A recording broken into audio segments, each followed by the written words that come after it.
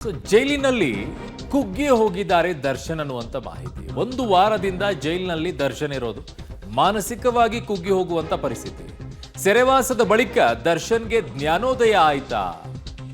ಘಟನೆಯಿಂದ ನೊಂದು ಹೋಗಿದ್ದಾರೆ ದರ್ಶನ್ ಅನ್ನೋದು.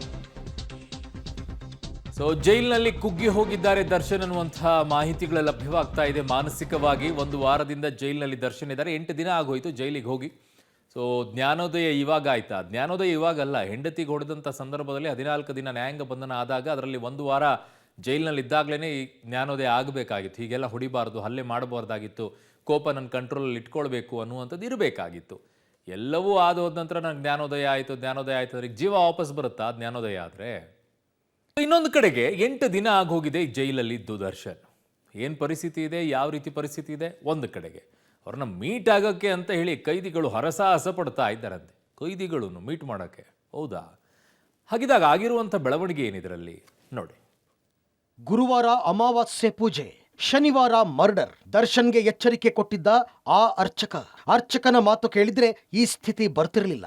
ಹೌದು, ಚಿತ್ರದುರ್ಗದ ರೇಣುಕಾಸ್ವಾಮಿ ಮರ್ಡರ್ ಮಾಡಿ ದರ್ಶನ್ ಜೈಲಿಗೆ ಸೇರಿ ಇಂದಿಗೆ 8 ದಿನವಾಗ್ತಾ ಇದೆ. ದರ್ಶನ್ ದುಷ್ಟಕೂಟದ ಬಗ್ಗೆ ಒಂದಿಲ್ಲೊಂದು ಮಾಹಿತಿ ಹೊರ ಬೀಳ್ತಾನೆ ಇದೆ. ಅಸಲಿಗೆ ದರ್ಶನ್ಗೆ 2 ದಿನಗಳ ಮೊದಲೇ ಈ ಕೊಲೆಯ ಮುನ್ಸೂಚನೆ ಸಿಕ್ಕಿತ್ತಾ ಅನ್ನೋ ಅನುಮಾನ ವ್ಯಕ್ತವಾಗಿದೆ. ಜೂನ್ 6 ಅಮಾವಾಸ್ಯೆ. ರೇಣುಕಾಸ್ವಾಮಿ ಮರ್ಡರ್ಗೂ 2 ದಿನ ಮೊದಲೇ ಅಂದ್ರೆ ಜೂನ್ 6ರ ಅಮಾವಾಸ್ಯೆ ಎಂದು ದರ್ಶನ್ ತಳಮಳ ಅನುಭವಿಸಿದರು. ಹೇಳಿಕೊಳ್ಳಲು ಆಗದ ಯಾತನೆ ಅನುಭವಿಸಿದ್ರಿಂದ ತಾವು ನಂಬುವ ದೇವಸ್ಥಾನದ ಅರ್ಚಕರನ್ನ ಮನೆಗೆ ಕರೆಸಿಕೊಂಡು ದೃಷ್ಟಿ ಪೂಜೆ ಮಾಡಿಸಿ ತಡೆ ಒಡಿಸಿಕೊಂಡಿದ್ರು. ಈ ವೇಳೆ ಅರ್ಚಕರು ಕೆಲವೊಂದು ಎಚ್ಚರಿಕೆ ಕೂಡ ಕೊಟ್ಟಿದ್ರು.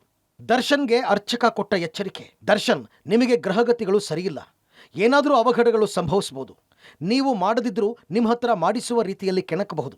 ಸ್ವಲ್ಪ ದಿವಸಗಳ ಮಟ್ಟಿಗೆ ಕೆಲವರ ಸಹವಾಸದಿಂದ ದೂರ ಇರಿ. ಸಾಧ್ಯವಾದರೆ ಕೆಲವು ದಿನಗಳ ಮಟ್ಟಿಗೆ ಹೊರಗೆ ಎಲ್ಲಾದರೂ ಹೋಗಿ ಬನ್ನಿ. ಅದಕ್ಕೆ ದರ್ಶನ್, ಗುರುಗಳೇ, ಅಂಥದ್ದೇನೂ ಆಗಲ್ಲ, ಯಾವುದಕ್ಕೂ ಹುಷಾರಾಗಿರ್ತೀನಿ.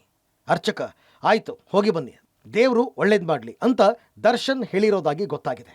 3 ವಾರದಿಂದ ದರ್ಶನ್ ವೀಕೆಂಡ್ಗೆ ಬ್ರೇಕ್. ಶೆಡ್ನಲ್ಲಿ ಧೂಳು ಹಿಡಿದ ದುಬಾರಿ ಕಾರು, ಜೀಪ್. ಪ್ರತಿ ವೀಕೆಂಡ್ ಅಂದರೆ ಸಾಕು, ನಟ ದರ್ಶನ್ ರಾಜಧಾನಿ ಬೆಂಗಳೂರನ್ನ ತೊರಿತಾ ಇದ್ರು. ವೀಕೆಂಡ್ಗಾಗಿ ಮೈಸೂರಿಗೆ ಹೋದಾಗ ಅರೆಸ್ಟ್ ಕೂಡ ಆಗಿದ್ದು, ಇದೀಗ ನಟ ದರ್ಶನ್ ಅರೆಸ್ಟ್ ಆಗಿ 3 ವೀಕೆಂಡ್ ಕಳೆದಿವೆ. ಮಿತ್ರ ಪಡೆಯೊಂದಿಗೆ ರೋಡ್ ಟ್ರಿಪ್ ಮಾಡ್ತಾ ಇದ್ದ ದರ್ಶನ್ ಇದೀಗ 3 ವಾರದಿಂದ ಪಾರ್ಟಿ ಇಲ್ಲ, ಸ್ನೇಹ ಕೂಟವೂ ಇಲ್ಲ. ಹೀಗಾಗಿ ದರ್ಶನ್ ಬಳಿ ಇದ್ದ ದುಬಾರಿ ಕಾರುಗಳಿಗೆ ಕೀ ಬಿದ್ದಿದ್ದು, ಶೆಡ್ನಲ್ಲಿರುವ ಜೀಪ್ಗೆ ಧೂಳು ಮೆತ್ಕೊಂಡಿದೆ. ನಟ ದರ್ಶನ್ ನೋಡಲು ಜೈಲುವಾಸಿಗಳ ಹರಸಾಹಸ. ಅನಾರೋಗ್ಯದ ನೆಪ ಹೇಳಿ ಜೈಲಾಸ್ಪತ್ರೆ ಬಳಿ ಸುಳಿದಾಟ. ಜೈಲು ಅಧಿಕಾರಿಗಳಿಗೆ ತಲೆನೋವಾದ ನಟ ದರ್ಶನ್. ಜೈಲು ಸೇರಿರುವ ನಟ ದರ್ಶನ್ ನೋಡಲು ಜೈಲಿನಲ್ಲೂ ಅಪಾರ ಅಭಿಮಾನಿಗಳು ಇದ್ದಾರೆ. ಇದು ಜೈಲಧಿಕಾರಿಗಳಿಗೆ ದೊಡ್ಡ ತಲೆನೋವು ತಂದಿದೆಯಂತೆ.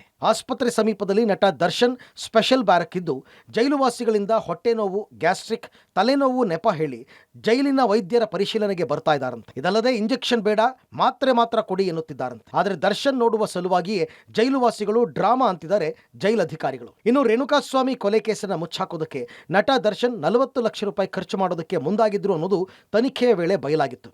ಅಲ್ಲದೆ ಪಂಚನಾಮೆ ವೇಳೆ ದರ್ಶನ್ ಮನೆ, ವಿಜಯಲಕ್ಷ್ಮಿ ಮನೆಯಲ್ಲಿ ಒಟ್ಟು 40 ಲಕ್ಷ ರೂಪಾಯಿ ಸಿಕ್ಕಿತ್ತು.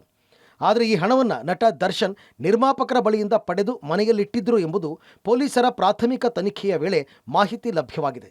ಇದೀಗ ಹಣ ಕೊಟ್ಟ ನಿರ್ಮಾಪಕರನ್ನ ವಿಚಾರಣೆಗೆ ಒಳಪಡಿಸಲು ಪೊಲೀಸರು ಮುಂದಾಗಿದ್ದಾರೆ. Bureau report, public TV.